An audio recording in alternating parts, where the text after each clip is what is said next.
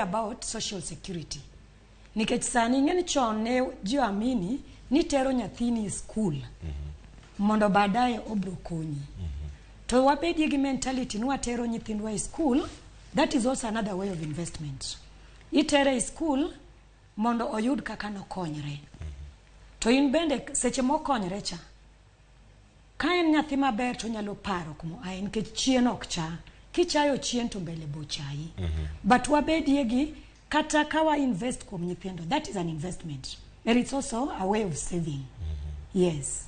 Koro, keru wuoyo about kungo mabro konyowa ingima mabadaye. Kik wangi manangi mama sani, wangi our future lives. To kata kawatho, to podi wan gi dependence machien. Makata kawa sacrifice mua kungo nigi, bro konyogi.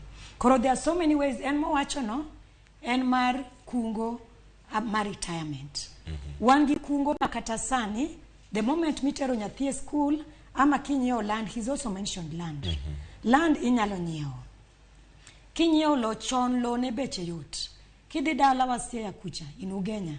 Maybe you can get an acre of land at around 200,000. Chonenen kata 10,000. Dalomora I'm sure it was. So Beima land keeps appreciating. Sechimanya sayo mi matinini. Nyeo giri moro. Kabe yutingre malo. Tinyalo use. Ti invest in another way. Koro en nyakan watu yokanda. Tomana kaka natemo puonjre gi jowa.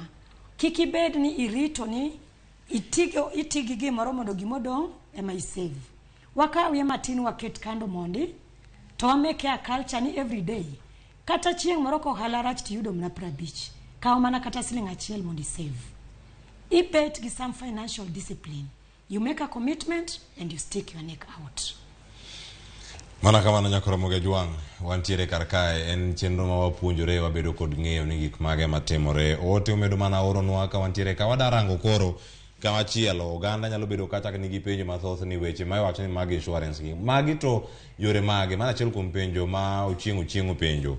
Kendo wacho kanyo ni ochiwo pache ka nooro ote machuo kanyo ka owacho ni chenro manyalore mago mag nyiewo premiums gik makamagi. Weche mag insurance ni madhano luoro. Bende ni achiel minyalo wacho ni en yo mar kungo ma dhano nego bed ni donje. Ta enya jogo mantiere ka geno nyithindo madhi e sikul, madhi kanye. En achiel kuom yorego kosoyo. Mano bende ni yo achiel kuom kungo. Tinde waneno ka insurance companies gichiwo kata education policy.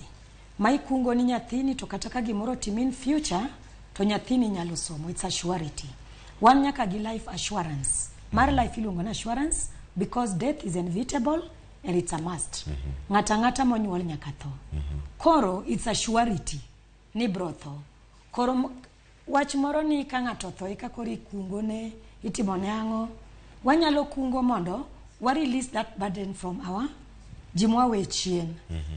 Nikech alafu kata kungo mar assurance ni kitho to jimiwe chien.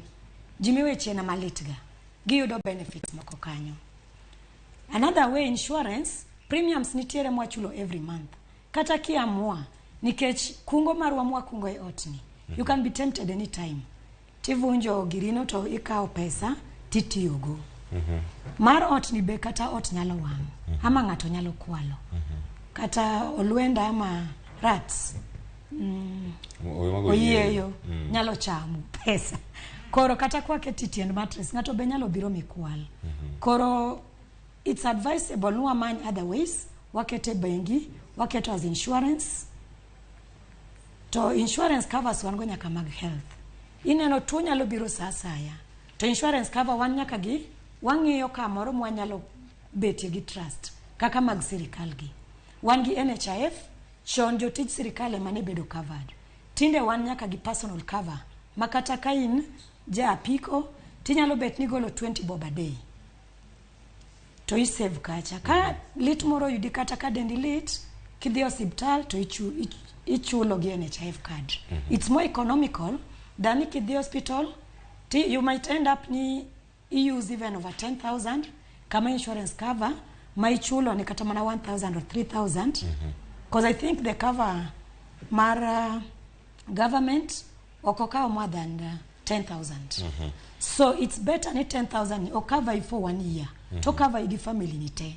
Than ni iwacho nini chiemo to okikung pesa ma cover i health to katuo biro to koro kendo jichoko. Yeah, it said ni health is wealth. Kingima to in wealthy. Ntie gimoro ma imulo kanyo mangima. Onyalo bedo ni en adieri ni kwa ulose weche kungo. Okolose omenda minyalo bedo ni neno.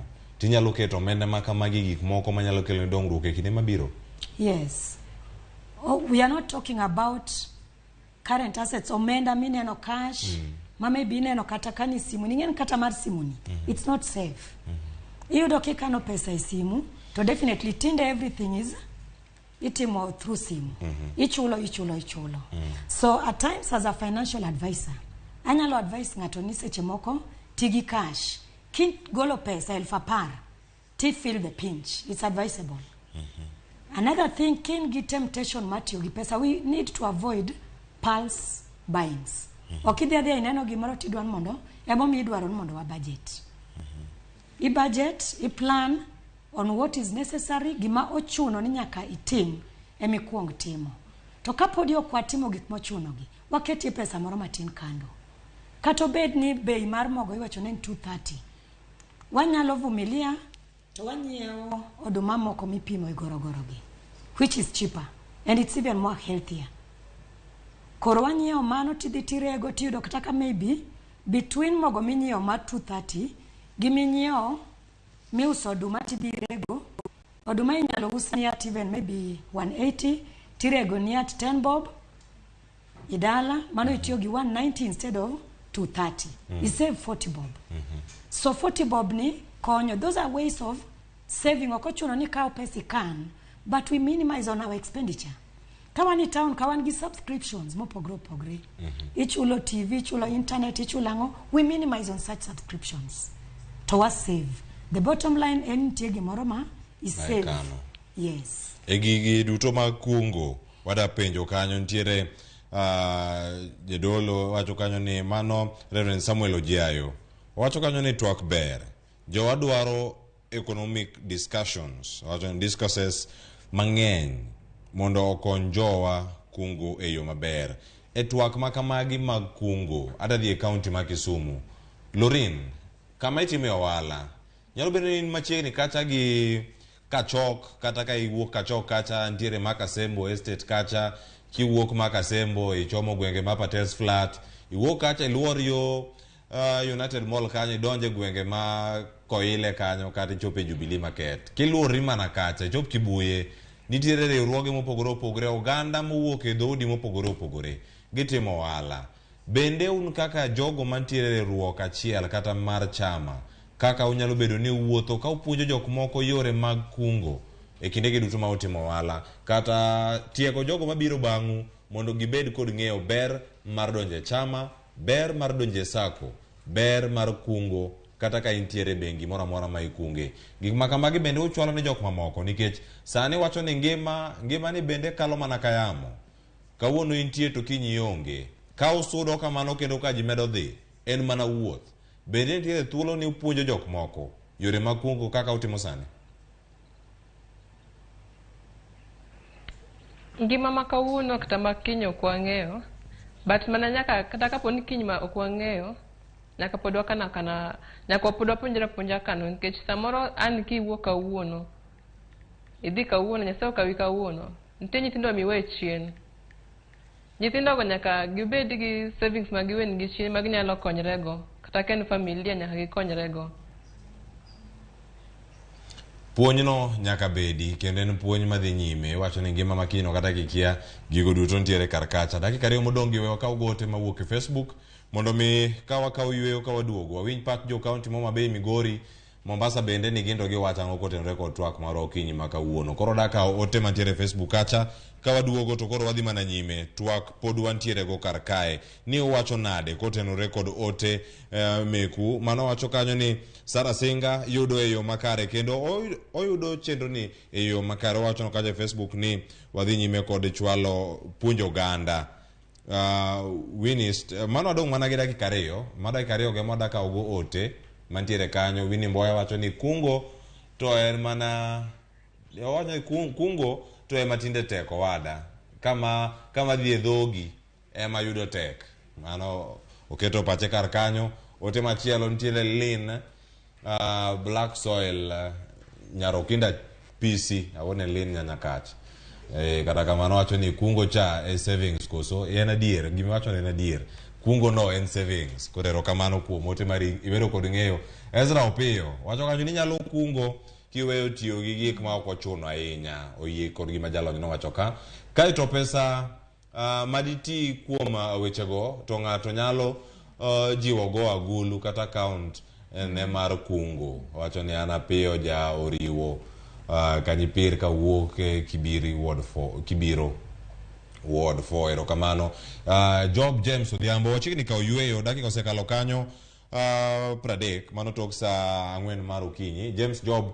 Job James Odhiambo wacho ni Cleophas oyawre kungo ber to oluwore gi yuto. Kuom ranyisi ka iyudo siling 100 odiochieng', sabun en gima ochuno e ngima. Mane gima wacho kanyo to dhi nyime wacho ni to sabun en siling 40 kipande achiel. Pok ayudo wacho kanyo ni ote no bor. Pokorego oduma bede mano siling 200. Adieri emonego wawachi. Wacho ni ok owinjore wawuondre. Sani kungo tek. Ne jal maonge income malong'o onge kaka inyalo kungo. To wacho to nyithindo bende ma johigni 2-3 kae nyithindo nindo kech. Wacho kanyo bende ni kungo sani odong' ne jok manigi yuto maber bende. Aduogo mondo ikonwa mano. Mar tabia saka ni wabiro. Waduogo wachako gi mar tabia saka ni. Wakaw yueyo masani. Saa 4 osekalo kanyo dakika 31. Nyinga Cleophas Oluoch to wantiere ka cheno mar mbako romo. Ka waduogo jalony ang'konwa ni yuto ni en mana jogo manego. They have notes. Jogo maonge go pod onge go. Watieko tielo mokwongo kendo ma en tielo machielo makoro wakawe yueyo mar ariyo. Ka waduogo twak pod dhi nyime wanyalo kungo nade. Kik ilok chenro ni kete mane Ramogi TV.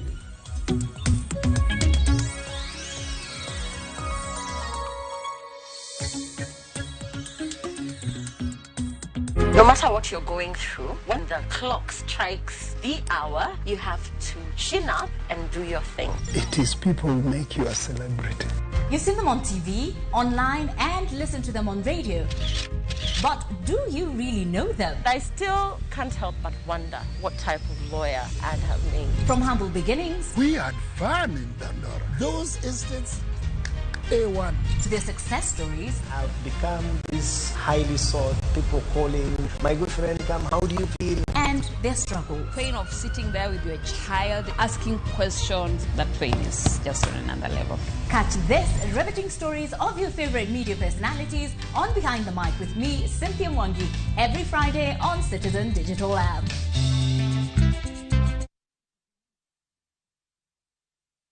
Welcome to Shabikila. Play Shabiki Virtuals on Shabiki.com for a chance to win huge cash prizes from low stakes. Jisetie stake na how much you want to win. Kuna penalty shootouts, defender and so many virtuals only on Shabiki.com. Shabikiland, the easiest virtuals in gaming. Not for persons under the age of 18. Betting can be addictive. Play responsibly. Shabiki.com is authorized and regulated by the BCLB license number 416.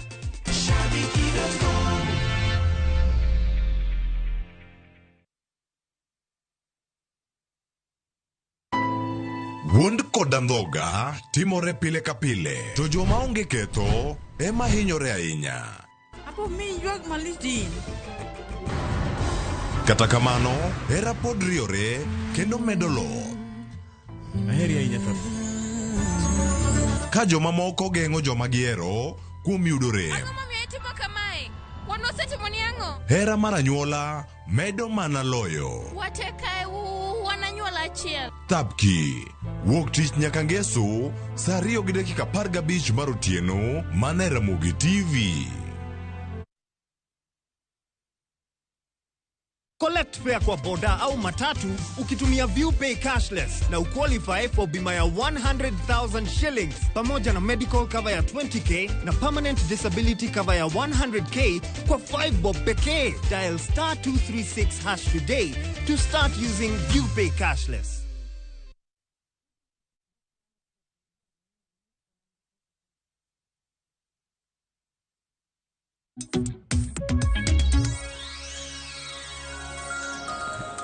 Jatend piny Kenya William Ruto dhialo odiochieng' ma jolwenye pacho kae odiochieng' ma kawuono wawinjane kaka chenro dhi nyime Laikipia.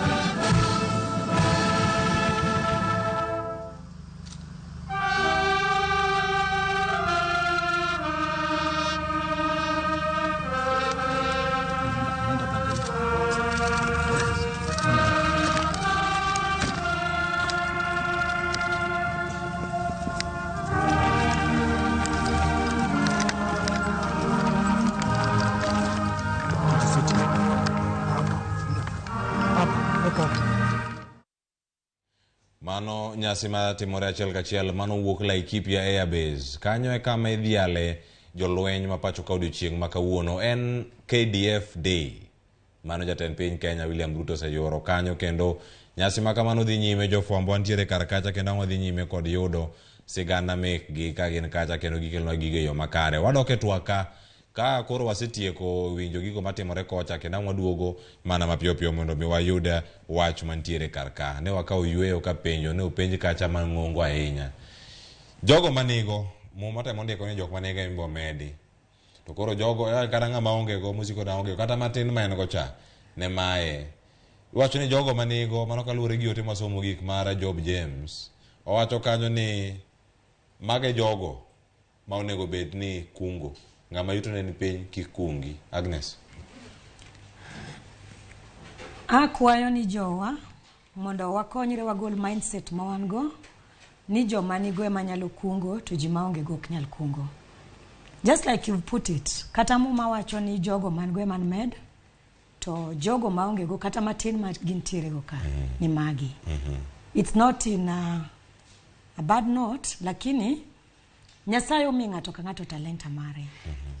To komiwa talents to nyaka wang'e kaka wabedgi. Onyiswa ni Nyasaye Yesu nochiwo parable moro, ngero moro ni ng'ato nowuok to miyo ji jotijene gik mopogre opogre, pesa mopogre opogre. To ng'at moro noluor, wan kaka ji moluor mondo wagere, waluor mondo wasave, waluor mondo wakung. Koro matin mantiere cha wayie kata mondo wakan, wapande piny. So akwayo ni jowa wagol mentality onge kama nitie pesa.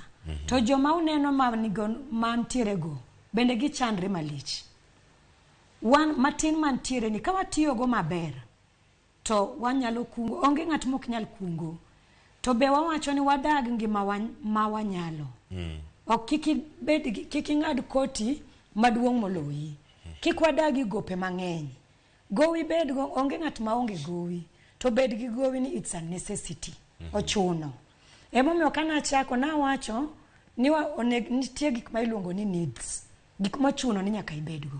To nitie gik miluongo ni wants. Midwaro mana mondo ngimani obed maber. Mago kalure gi gombo. Koro wakuongo wagolo gik mag gombo gi. To waketo gik mochuno. To mochuno